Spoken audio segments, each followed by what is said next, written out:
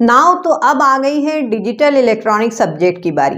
जी हाँ, 7 day strategy में ये थर्ड हमारा लेक्चर होने वाला है, जिसमें हम बताने वाले हैं कि डिजिटल इलेक्ट्रॉनिक्स के पेपर को सिर्फ 7 दिनों में आप कैसे तैयार कर सकते हैं और अच्छे मार्क्स ला सकते हैं। इसके पहले हमने C और C++ के लिए ऐसे ही वीडियो बनाए हैं।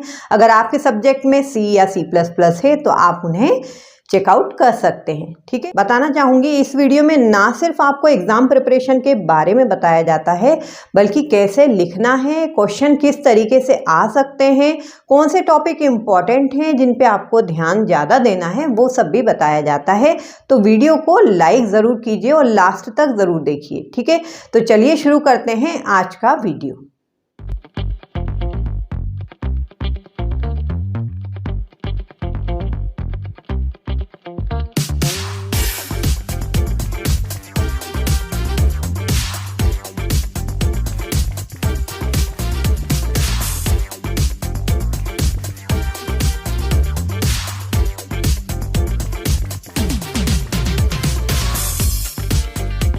स्टार्ट करते हैं हमारे डे 1 से।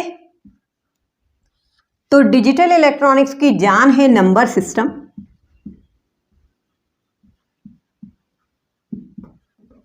जी हाँ, नंबर सिस्टम जिसमें हम पढ़ते हैं बाइनरी, ऑक्टल, हेक्साडेसिमल, डेसिमल, इनका सबका आपस में कन्वर्जन बहुत ही इम्पॉर्टेंट है। आता है नंबर सिस्टम कन्वर्जन। तो इसको आप बहुत ध्यान से पूरा आधा दिन दीजिए इसको प्रैक्टिस के लिए, आपका कॉन्फिडेंस बन जाए और जैसे ही आप पेपर में इसे देखें तो सॉल्व कर पाएँ।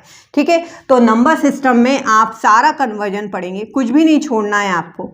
Binary to decimal, decimal to octal, octal to hexadecimal, hexadecimal to octal, सारा कन्वर्जन। एक वीडियो हमने बनाया है आपके लिए जो कि बहुत हिट है, तो आई बटन पर लिंक प्रोवाइड कर रहे हैं। अगर आपने नहीं देखा है तो इसको जाकर देख लीजिए, आपको कभी भी कंफ्यूजन नहीं होगा। ठीक है, नंबर सिस्टम में आधा दिन तो आपको देना ही देना है। ठीक है, इसी के साथ आप स्टार्ट कर सकते हैं। यहाँ पे आपका जो है binary arithmetic, binary addition, subtraction, division, multiplication. ठीक है, तो ये वीडियो भी हमारी डिजिटल इलेक्ट्रॉनिक्स की सारी प्लेलिस्ट, सारे जो वीडियो हैं वो बहुत ही ज़्यादा लाइक किए जा रहे हैं व्यूअर्स के द्वारा, स्टूडेंट के द्वारा। तो अगर आपने अभी तक चेकआउट नहीं किया है तो डिस्क्रिप्शन में लिंक पूरी मिल जाएगी, या आप हमारे चैनल लोगों पर क्लिक करके प्लेलिस्ट पर भी देख सकते हैं। बाइनरी अरिथमेटिक में आपको बाइनरी, सब्ट्रैक्शन, डिवीजन, मल्टीप्लिकेशन पूरा ही कर लेना है अच्छे तरीके से। तो ये दोनों टॉपिक हम ले लेंगे डे 1 में। ठीक है, दोनों ही टॉपिक थोड़ा न्यूमेरिकल आपको करना है, प्रैक्टिस करना है, मैथमेटिकल है। ठीक है, इसलिए ये डे 1 में आप अच्छे से कर लीजिए, इस पर ज़्यादा ध्यान देना है, ज़्यादा समय, ज़्यादा प्रैक्टिस आपको करना है। अब हम आते हैं डे 2 पे। डे 2 पर जब आएंगे तो आप स्टार्ट कीजिए 1's कॉम्प्लीमेंट, 2's कॉम्प्लीमेंट। ठीक है, 1's complement and 2's complement. इसका बेसिक पढ़ते हुए हम 2's कॉम्प्लीमेंट सब्ट्रैक्शन अच्छे से कर लीजिए। 2's कॉम्प्लीमेंट सब्ट्रैक्शन पूछा जा सकता है।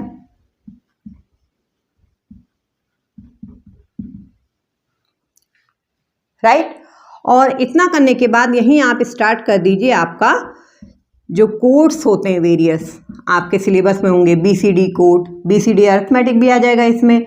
ठीक है, BCD, एब्सेडिक,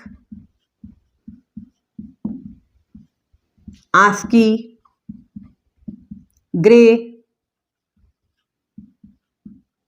ठीक है, अब ग्रे कोड में जो कन्वर्जन होता है, gray code to binary, binary to gray, या BCD में जो एडिशन होता है, वो सब आपको यहाँ पे करना है। और साथ में पढ़ लीजिए कि पैरिटी बिट क्या होती है, पैरिटी बिट की आवश्यकता क्यों होती है, ये भी एक क्वेश्चन पूछ लिया जाता है इस यूनिट से। ठीक है, तो पैरिटी बिट ऐसा ही लिखें तो ठीक है, पैरिटी बिट क्या होती है, आप ये यहाँ पर इसको एक थ्योरी क्वेश्चन बन सकता है, तो यहाँ पर आप इसे एग्जाम्पल के थ्रू यहाँ पर समझा सकते हैं। राइट, तो डे 2 में आपको ये टॉपिक कवर कर लेना है। जब हम डे 3 पे आएंगे तो डे 3 पे हमें कुछ इंपॉर्टेंट टॉपिक कवर करना है, जो कि है लॉजिक गेट सबसे पहले। अब लॉजिक गेट को आपको किस तरीके से प्रिपेयर करना है, लॉजिक गेट, सारे logic gate with truth table के बाद आपको डिजिटल सर्किट का जो आउटपुट है, क्योंकि वो लॉजिक गेट के आउटपुट पे ही बेस्ड होता है, ठीक है, बहुत सारे आपको लॉजिक गेट बना के दे देंगे और पूछेंगे भाई इसका आउटपुट क्या आएगा, ठीक है, ऐसे ऐसे कुछ करके आपको दे देंगे, है ना। तो आपको बताना पड़ेगा कि ये आउटपुट पे आखिर आ क्या रहा है, राइट।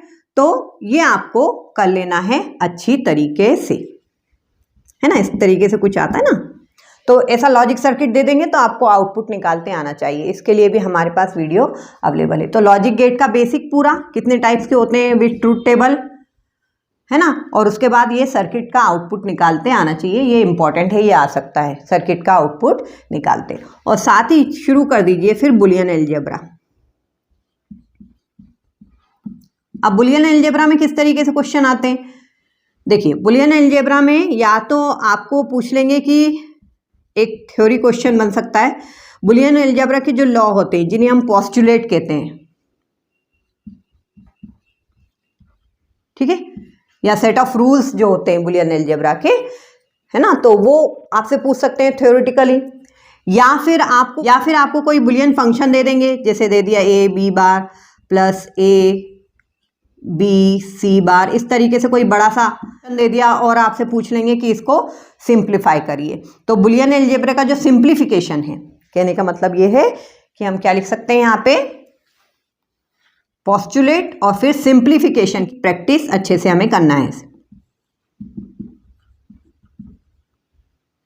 बुलियन अलजेब्रा जो बुलियन फंक्शन हमें दिया जाता है उसको कैसे सॉल्व करेंगे बुलियन लॉ का यूज करते हुए, वो आपको अच्छे से करते आना चाहिए, ठीक है। तो ये डे 3 की तैयारी बहुत ही इम्पॉर्टेंट और बहुत ही बेसिक तैयारी है, ये अगर आपने अच्छे से कर लिया तो पूरा जो डिजिटल इलेक्ट्रॉनिक सब्जेक्ट है आपके हाथ में आ जाएगा।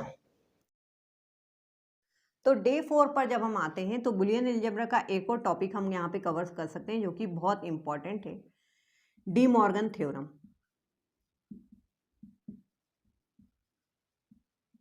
ठीक है। ये डी मॉर्गन थ्योरम जो है बहुत ही इंपॉर्टेंट है, पूछ लिया जा सकता है, वेरी इंपॉर्टेंट, चाहे तो आप इसे डे 3 में ही कवर कर लें अगर आपका हो गया है, नहीं तो डे 4 पर भी आप इसको लेकर आ सकते हैं, राइट। इसके अलावा फिर आप यहाँ पर आ गए हैं तो सॉल्व करना सीख लीजिए के मैप को। जब हम के मैप पर आएंगे तो हमें के मैप का पूरा बेसिक क्लियर करना पड़ेगा, मिन टर्म मैक्स टर्म क्या होती हैं, राइट, कैसे 2 वेरिएबल 3 वेरिएबल मैप डिज़ाइन किया जाता है, पूरा बेसिक करते हुए के मैप सिंप्लीफिकेशन, आपको पूरी के मैप से रिलेटेड आपको सारी चीज़ें जो है तैयार कर लेनी है, राइट। ये बहुत ही इंपॉर्टेंट, वेरी इंपॉर्टेंट है ना, 100% आना ही आना है आपको के मैप से रिलेटेड चीज़ें, या के मैप सिंप्लीफिकेशन पूछ लेंगे, या आपसे डिज़ाइन डिप्लोमा लेवल पे अगर आप हैं, यूजी लेवल पे हैं तो डिज़ाइन भी पूछ सकते हैं 2 और 3 वेरिएबल की, ठीक है। तो मोस्ट इंपॉर्टेंट के मैप जो सिंप्लीफिकेशन होता है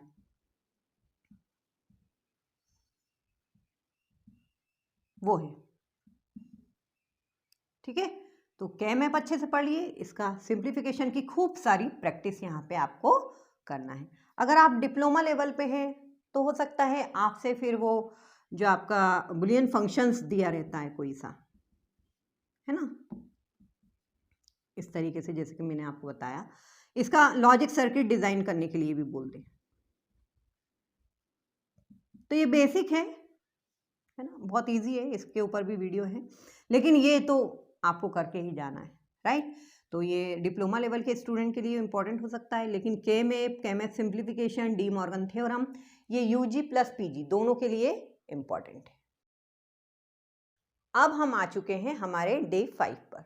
तो डे 5 पर हमें पढ़ना है अपना chapter combinational logic circuit, combinational logic circuit या combinational circuit you can say, ठीक है। इसमें आप क्या क्या पढ़ लेंगे, व्हाट इज कॉम्बिनेशनल सर्किट पढ़ेंगे ही पढ़ेंगे, इसके बाद एडर, सब्ट्रैक्टर, है ना, सब एडर सब्ट्रैक्टर में दोनों पढ़ना है, half adder full adder, subtractor में भी हाफ सब्ट्रैक्टर फुल सब्ट्रैक्टर, ठीक है, कुछ भी छोड़ना नहीं है आपको। फिर है मल्टीप्लेक्सर, बहुत इंपॉर्टेंट है इसमें मल्टीप्लेक्सर, मल्टीप्लेक्सर की डिज़ाइनिंग, मल्टीप्लेक्सर से रिलेटेड सारे वीडियो जो हमारे चैनल पे अपलोडेड हैं वो आप देख लीजिए।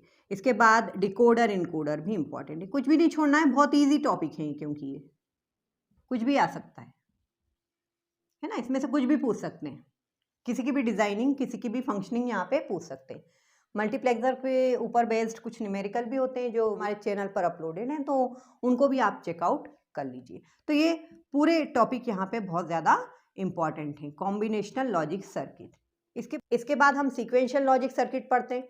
तो जनरली एक क्वेश्चन थ्योरी बन सकता है कि difference between combinational logic circuit and sequential logic circuit. उसमें आप एग्जांपल दीजिए, क्या क्या डिफरेंसेस हो सकते हैं, क्या मेन डिफरेंस है, उसको पूरा एक पॉइंट वाइज आप मेंशन करना सीख लीजिए, क्योंकि ये भी एक थ्योरी पॉइंट ऑफ व्यू से इंपॉर्टेंट क्वेश्चन बनता है। तो डे 6 पर आने से पहले कुछ बताना चाहूँगी आपको, काम की बातें जो आपके theory exam point of view से इम्पॉर्टेंट हैं। क्वेश्चन नंबर हमेशा बीच में डालना है उस पर अंडरलाइन करना है। क्वेश्चन लिखने की आपको ज़रूरत नहीं है, आंसर 1 आंसर 2 इस तरीके से लिख सकते हैं। मार्जिन बहुत ज़्यादा आपको देना नहीं है, बहुत ज़्यादा ना कम करना है, बहुत ज़्यादा ना ज़्यादा करना है, ठीक है।